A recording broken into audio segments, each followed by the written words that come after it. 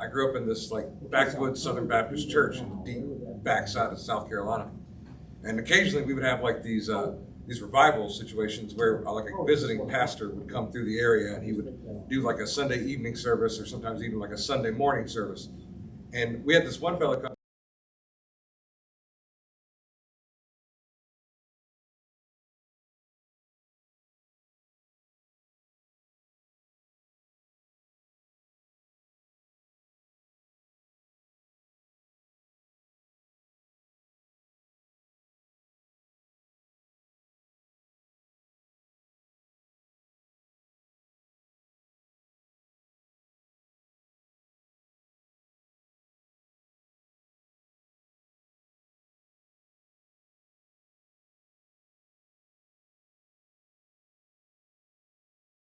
Not even ready for what I think is coming, and I doubt most people are. So give me a few minutes here. Let's swing a microphone around and see what we can figure out. So I'm just going to put this up on the screen. We can talk through it in a minute. But effectively what you're seeing, if you can see the screen, effectively what you're seeing is the Bitcoin network in action. I can show you any part of the Bitcoin network you want to see. If I had the information on me, and I don't, but if I had the information on me, I could go back and view the transaction that we made during the last Mises event here at the ski resort. When I gave out $20 of Bitcoin, we could go back and look at that transaction. I couldn't tell you necessarily, I mean, I know obviously because I was here, but from the data presented on the screen, I won't be able to tell you necessarily who it was from and who it went to. But I can see what wallet it went from, what wallet it went to, how much was transferred, how many fees did they pay, the time and date, so I can confirm that transaction occurred. So that's how granular this particular section of the website is. I can show you all the way down to something like that. We'll come back to that in a minute. I just wanted to get it going. So yeah, during our conversation this morning, I think everybody really did a good job. What I wanted to focus on wasn't the competition or the comparison between Bitcoin and gold or Bitcoin and silver. That conversation is like, we've beaten that horse, right? Yeah, we've done that. So what I want to take this period of time to do is to kind of open up a Q&A and let the conversation flow. I've got some ideas about some things I'd like to tell you, but at first I want to give anybody that has lingering questions or who wants to punch me in the face the opportunity to do so. No. Go for it. You got it? So sure, we'll start. So, All right. I told you this morning that I'm sort of a resisting believer. I'm getting there. I still have my doubts and my reservations. But to me, and your point was well taken this morning. That you took it out of the dollar system, went over borders, went to different jurisdictions, and pulled it back into the monetary system. Fair enough. Good enough to do that. But you still can't use it for exchange of goods and services in most places today. Correct. Right? And so the way I view it today, it's still, and I know we talked about it, about the halving, but it's still built on a belief system that the value of what it's worth is still based on a belief system. That people believe, and most of it at this point, for most of us that don't know what it really could be as potential, it's a fear of missing out. I need to have Bitcoin because that's what the masses are doing. And that's what we're hearing about. And then you always go through these lofts and troughs, right? Like the same thing in private equity. The early adopters always get in first, and then you'll get the laggards, and then people eventually get down to the retail. And when we get down to retail, there's hardly anything left of value in anything that we do. And so until it actually has a use in day-to-day activity, I'm still not a believer that it's going to have a future. Well, I believe it was you earlier who said that everywhere you go, when you do a transaction, you ask if they want to be paid in gold, silver, or cash. Is that you? You bought your bull? But yeah. Same deal.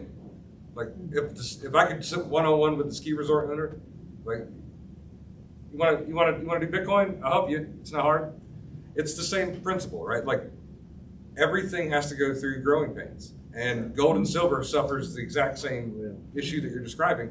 We're just newer. Right. And so we're experiencing the growing pains in a much more visible way. One of the gentlemen here was with me a year ago, and I bought a gun from a gun store in front of people using Bitcoin completely between me and them. No centralized exchange, no nothing. He said, "This is how much it's worth." I said, "That's this much Bitcoin?" He said, "Okay, here's my address." I sent the money to his address, the Bitcoin to his address, and then took the gun and walked out. Now I had to do the paperwork side, of course, but all you got to do is ask. And we're seeing inroads all over the world. We were in Japan. I didn't go to any BTC stores or Bitcoin stores, places that would accept Bitcoin. There's a map. You can just look up the Bitcoin map, and all over Tokyo there were places where I could have bought goods and services for Bitcoin. You just don't see it because it's not prevalent, right? Maybe one out of every 100 stores that you see even has had a thought about doing it. But we're only 15 years old, right? 2009, so effectively 15 years old. Yes, ma'am. Where do you buy Bitcoin and how is its value determined? Same way anything else's value is determined in a free market. It's just based on market demand. What will you pay for it, and what will somebody else sell it for? As far as where you can buy it, anywhere that has it. So typically, if you go online, you can buy it from an exchange. So you've got Coinbase, it's a big exchange. Kraken, I'm sure you guys heard about FTX. They were criminals. Sam Bankman-Fried, if you heard about him on the news, criminal, full-blown Bernie Madoff level criminal. There are reputable exchanges. I mean, a lot of people have a lot of grief with Coinbase. One of the bigger exchanges, it's a US publicly traded company, so it is a little more stringent on the requirements it has to meet to maintain operations. So I typically trust Coinbase, but Cash App, Coinbase, the guy who invented Cash App is the same guy who invented Twitter, and now he runs another company called Block, and Block is getting ready to start selling Bitcoin-related products and potentially selling or mining Bitcoin on their own and then selling it. You can also buy it from Bitcoin miners, right? Like what you're seeing up here is part of it is the Bitcoin mining operation, but I have Bitcoin that my operation mines. If you came to me and said, "Hey, I'll give you $5,000 more per Bitcoin if you sell me that Bitcoin and don't tell anybody," I could do that. I'm a private entity, right? I could do that. Some people will buy miners at a discount because they need to fund operations and they're hurting for money. So it just depends on where you want to go. Do you want anybody to know that you have it? If you buy from an exchange, people are going to know that you have it. People, three-letter agencies are going to know that you have it. If you buy from someone like me, not necessarily. It depends on what you do with it afterwards. Yes, sir. What do you think about Bitcoin ATMs? I mean, it's a free market. I almost bought one. Bitcoin ATMs will charge you more money. If you go and look at a Bitcoin ATM, it'll be $1,000, $2,000 higher per Bitcoin than the current average market price. There's one at the gas station down the street from me, and just about maybe 3 or 4 days before we came here, I happened to go in there and I was like, "Ooh, let me see how ridiculous the price is on this thing."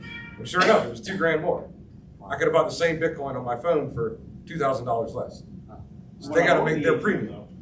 Owning the ATM though, then. Yeah, it's not a bad gig. Side of that. You gotta, but here's the problem with owning the ATM, and this is what I realized when I looked into it. Walk up to the cashier at the gas station and say, "Can you help me with that?" "Nope." "Sure can." Have no idea what that thing is. They have no idea, right? 90% of the time.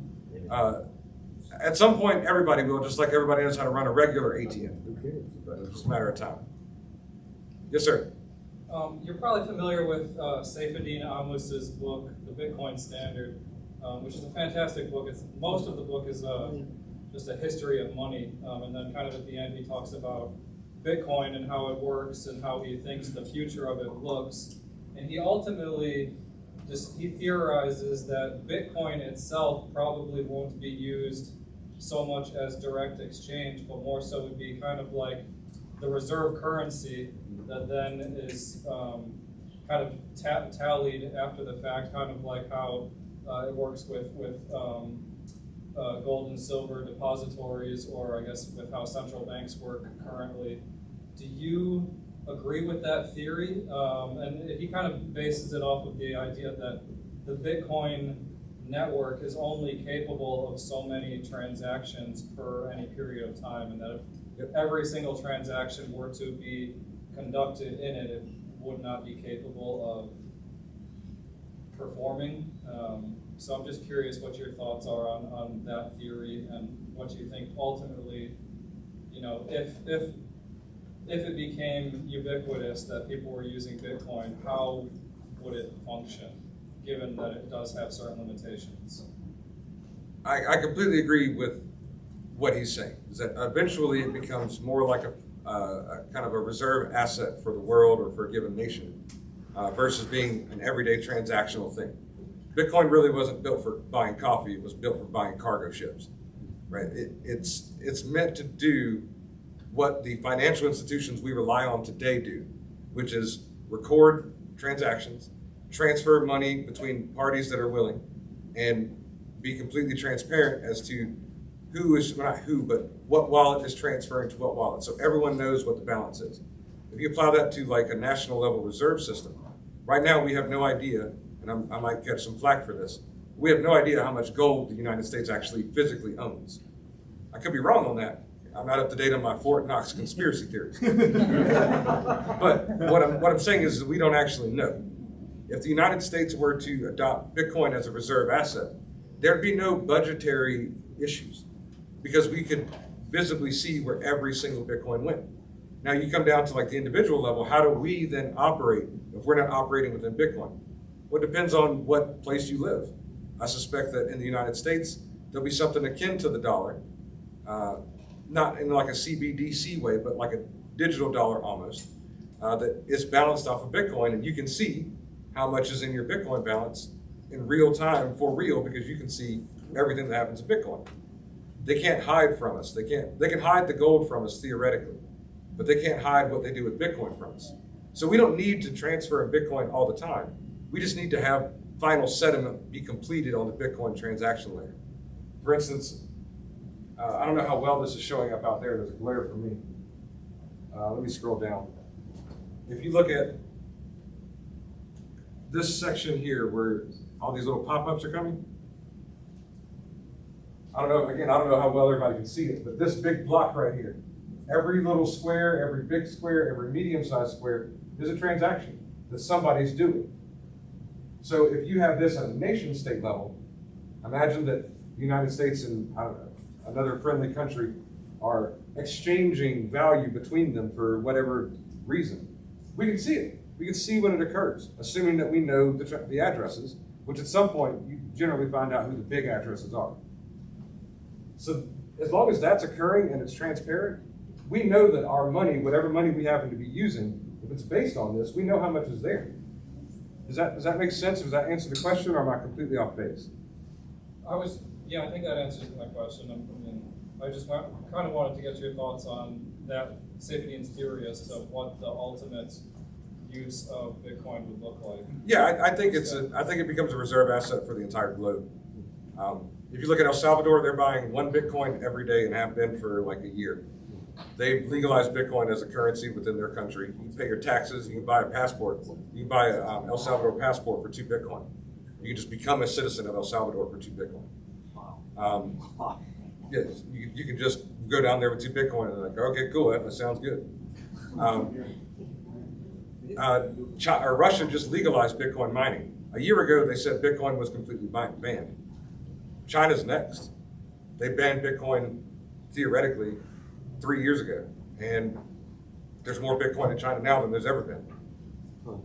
Is there a country that is predominantly using it more than others at this point? Where, I mean, you said El Salvador, but El is there anywhere Salvador. else? Yeah, El Salvador probably has the highest, like, per capita transaction rate. We might have more just because we're bigger, but per capita, it'd probably be El Salvador. Yes, sir. Bitcoin, an individual coin is expensive. Yes, sir. It's What is 60,000. How do you use Bitcoin when you don't want to spend a full coin? Bitcoin is, so if I want to send you Bitcoin, it's going to ask me how much Bitcoin I want to send you. I can put in any value down to down to 100 millionth of a Bitcoin. So if I want to send you $5 in Bitcoin, I can't. You'll just receive a portion of 1 Bitcoin. So 0.0000 whatever Bitcoin. There won't be many people in the world who own 1 Bitcoin. There's only 21 million. There can't be any more created mathematically. So if there's only 21 million, How many millionaires are there in the world? There's more than 21 million. They can't all have one Bitcoin. Then follow up on that. Okay. Then if you send me a fraction of a Bitcoin, does that fraction always Doing a session remain on a fraction of your Bitcoin? Or does it No. a fraction of the total? In reality, there's no such thing as a Bitcoin. It's just a term that was kind of introduced initially.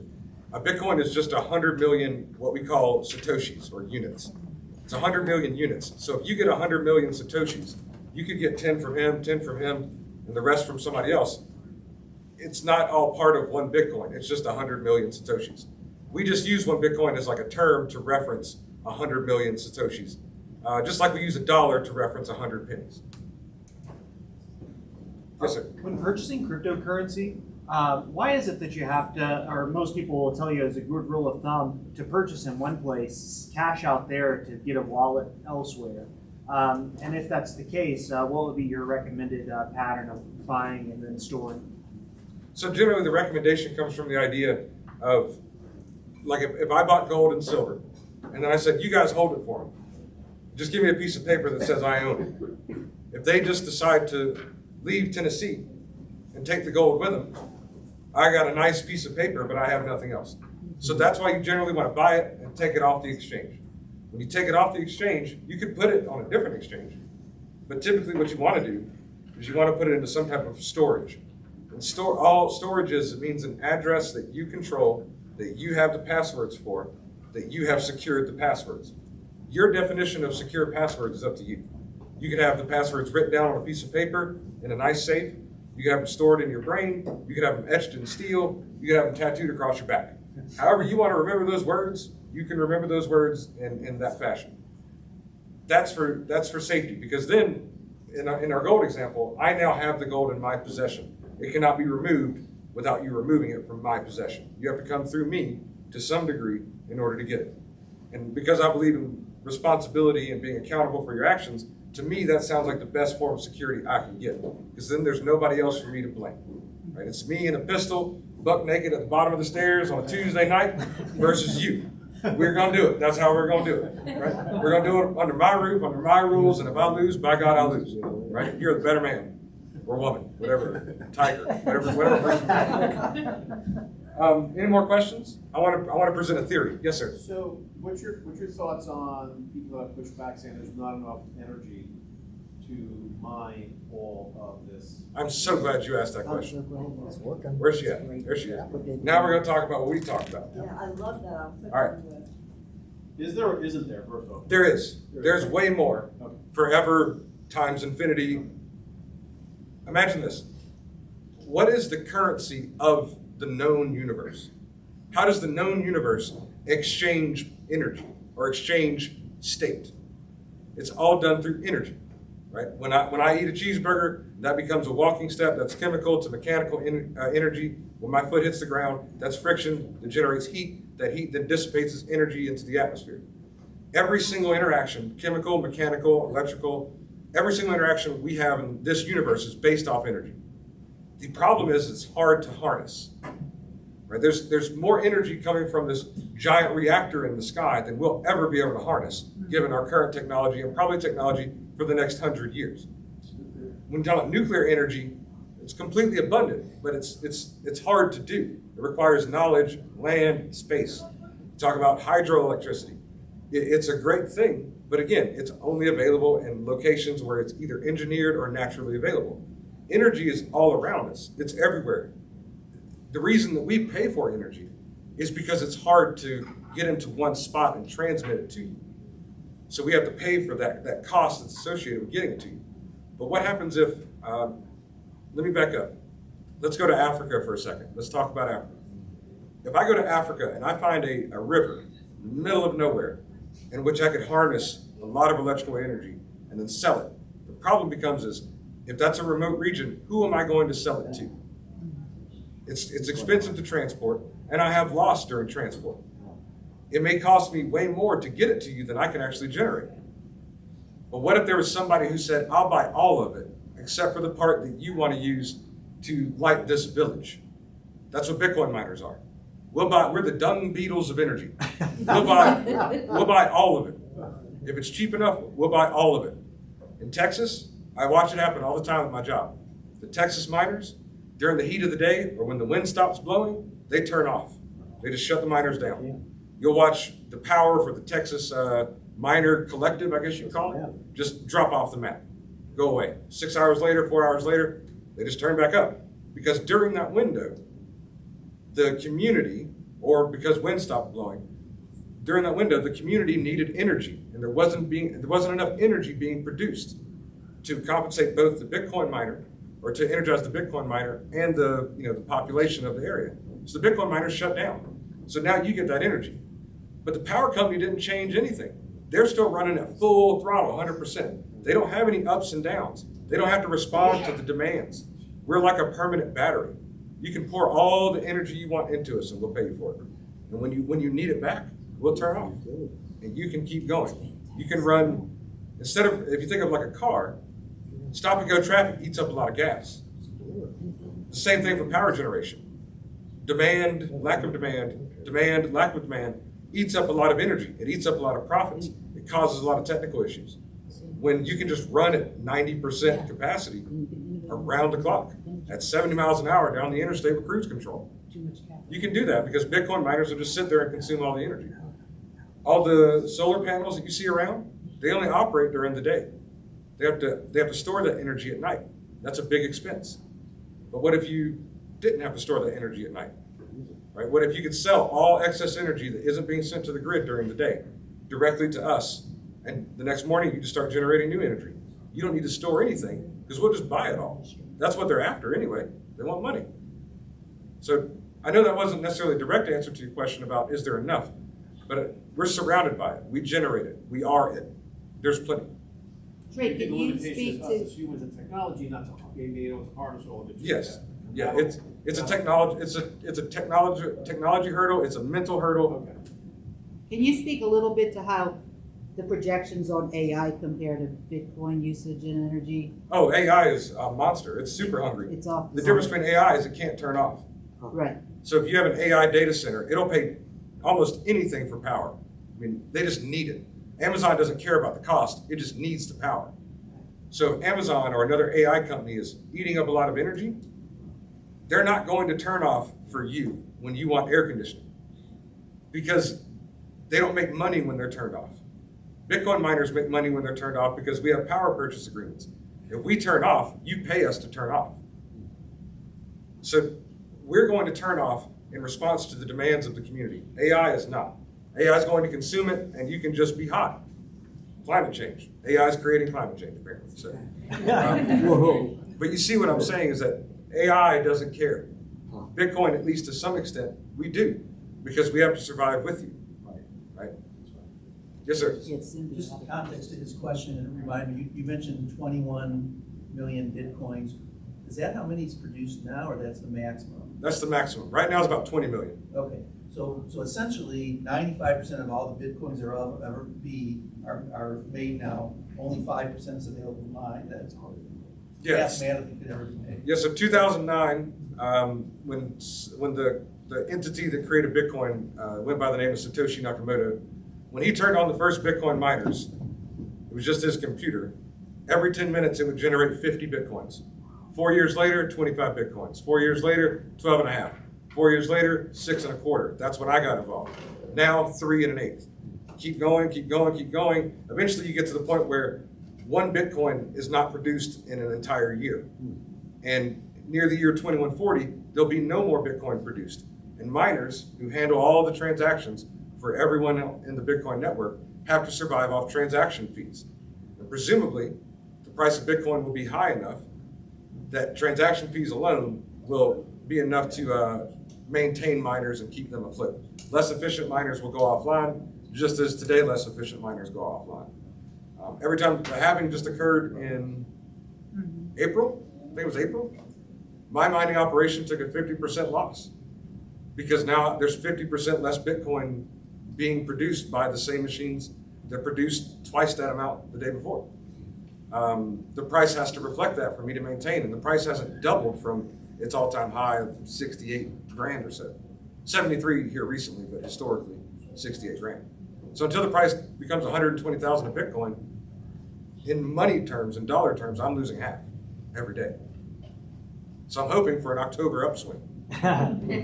Normally in October, the year that the halving occurs, normally October is the upswing month.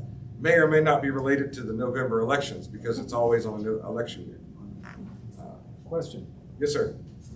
Can you recommend a Bitcoin for Dummies? Sure. Book, Yeah. pamphlet, website? That book, the Bitcoin Standard. Bitcoin standard. The Bitcoin Standard is the holy grail. Who's It is that? The Bitcoin Safety? Standard. Okay. It's the holy grail of Bitcoin books, but I'd also recommend Inventing Bitcoin. It talks about if you were going to create a currency, how would you do it? And following sound money, you end up at Bitcoin, right? Because you can adopt all the same principles from sound or hard money, but then you get into a question of how are you going to distribute, how are you going to transact, and things of that nature. And to answer those questions, you end up in a scenario that sounds very, very much like Bitcoin. Back to what we were talking about earlier, your energy question. We haven't used yet.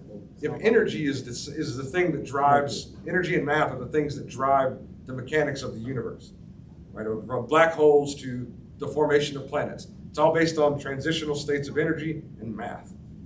We figured out with Bitcoin how to combine the two. And it wasn't just one discovery. It was about 40 years worth of discoveries stacked on top of each other. Most people don't realize this, but in 2009, Bitcoin was released, as you say, by somebody turning on a software program and writing a paper that says this is how Bitcoin works. But for 30 years, 35 years prior to that, there were discoveries made that were all consumed or utilized by that Bitcoin, that initial Bitcoin standard, that initial Bitcoin push. And some of those people are still around. Adam Back, the guy who invented proof of work. That's the mechanism that Bitcoin uses to mine by consuming electricity to solve a complex math problem. He invented that back in like 98, 96, something like that. The encryptions that are used in Bitcoin, they are the same encryption that you use to access your bank. It's the same exact thing. It's no different. It's just math based on prime numbers that are really hard for humans to understand. Our understanding of math just doesn't allow us to predict large prime numbers, way, way out into numerical distance. So once we get above a couple 100 million prime numbers, we basically can't predict them. We don't know when they're going to show up. And encryption is fundamentally based on that. But the universe uses energy as a currency. When we die, we don't consume any new energy, right? It's all just given back to the ground, or however it is that you happen to die. When you're born, the first thing you start doing is consuming energy from your mother. I mean, you start doing that in the womb, but there's a physical representation after birth from breastfeeding. You're consuming energy from her. The entire world works off of this. We just figured out how to make currency do it too.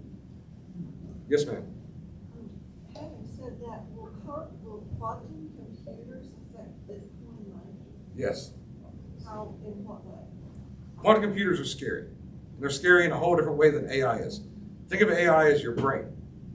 AI is very intelligent. It can do things in the physical world that, given the information that it can produce, you can use that in the physical world. Just before we left the house, I identified a caterpillar by a picture on my phone, just using a simple AI tool. And it was right? My wife's like, oh, don't touch that. And so then I wanted to touch it. So I looked it up. So AI can help you in the physical world, but it's just really smart. But quantum computing is it's the hardware. It's the physical part. And when you put together something as strong as quantum computing with something as intelligent as AI, you end up in a world where Terminator kind of looks like a picnic, right? Like a machine walking around with guns. What is this? The Wild Wild West? It's not going to happen. It's so much smarter and so much stronger than that. The guns are irrelevant. And when it comes to Bitcoin mining, we have to adjust to when that time comes.